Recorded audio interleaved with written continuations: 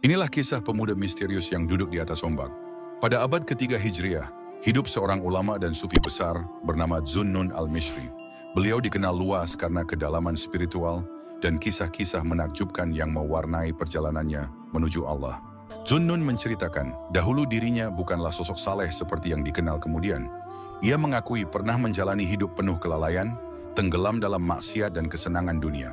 Hingga suatu hari, hidayah menyapa dan ia pun bertaubat. Untuk meneguhkan niatnya, Zunnun memutuskan menunaikan ibadah haji ke Makkah. Perjalanan dilakukan melalui laut. Di atas kapal, Zunnun bertemu dengan seorang pemuda berwajah berseri, namun berpakaian sederhana. Keduanya sama-sama membawa bekal yang amat sedikit. Pemuda itu menarik perhatian, bukan karena hartanya, melainkan karena ketenangan dan sinar di wajahnya. Tiba-tiba, dalam pelayaran tersebut, terjadi kegemparan. Seorang penumpang kehilangan uangnya dan menuduh telah terjadi pencurian. Kapal pun dihentikan dan petugas mulai memeriksa satu persatu penumpang. Kecurigaan mengarah pada pemuda sederhana itu. Tanpa banyak bicara, pemuda itu melompat dari kapal dan, di luar nalar manusia, duduk bersila di atas ombak, seolah-olah ombak adalah sajadah baginya. Semua orang di kapal terbelalak tak percaya. Zunnun pun tercengang melihat keajaiban itu. Pemuda itu kemudian berdoa dengan suara lembut yang menusuk kalbu. Ya Allah, mereka menuduhku mencuri.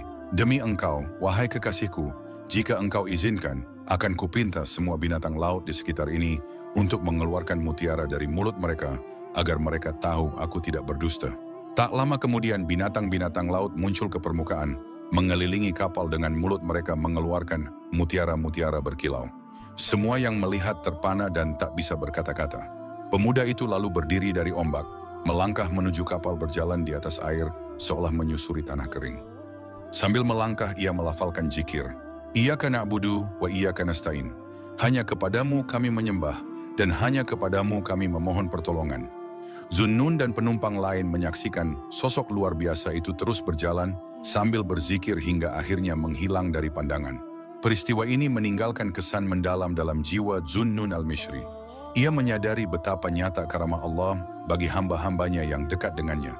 Sejak itu Zunnun makin mendalami dunia tasawuf, terus merenungi makna hakikat dan mendekatkan diri kepada Sang Pencipta. Wallahu a'lam.